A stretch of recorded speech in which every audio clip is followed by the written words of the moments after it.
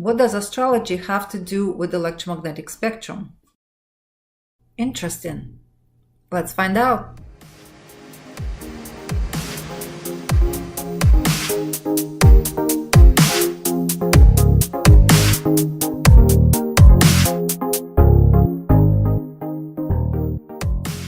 Let's see first what mainstream science teaches us about electromagnetic spectrum.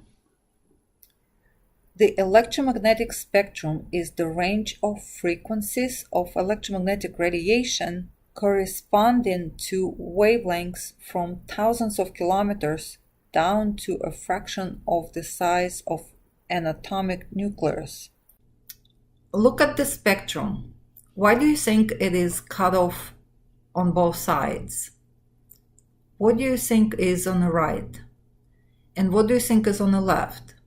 Do you think the nature abruptly stopped on both ends? What if we extend those wavy lines to the left and to the right? What happens? Let's look at the left end of the spectrum, the radio waves. The lowest frequency on the spectrum, according to Wikipedia, is about 30 cycles per second.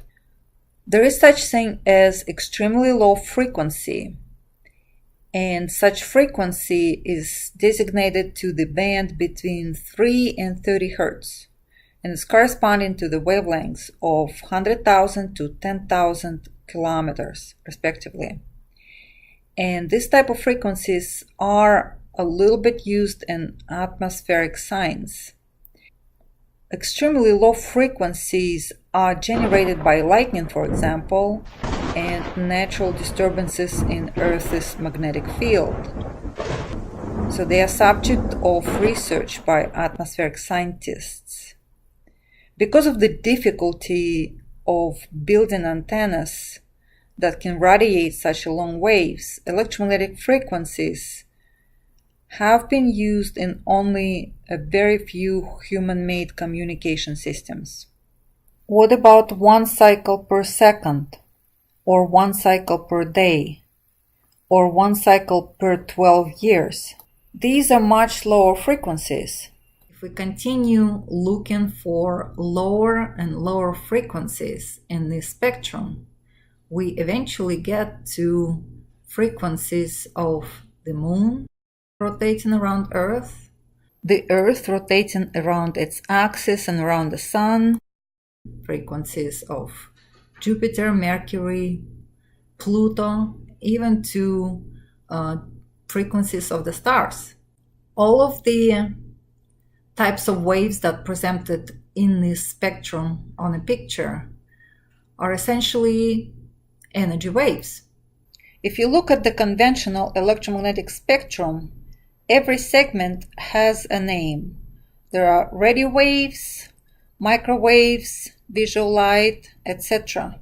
Planetary frequencies band doesn't have a name. Since these are gravity waves we're looking at, why don't we call this band gravity? Doesn't it mean that gravity is part of electromagnetic spectrum? Think about it.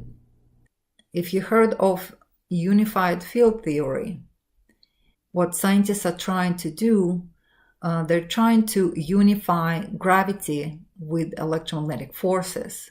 I just wonder, why did they separate them in the first place? If they treat gravity as an energy wave, then it just fits the unified field theory. Thank you for watching. I hope you have questions for me. Find me, get my attention, and ask.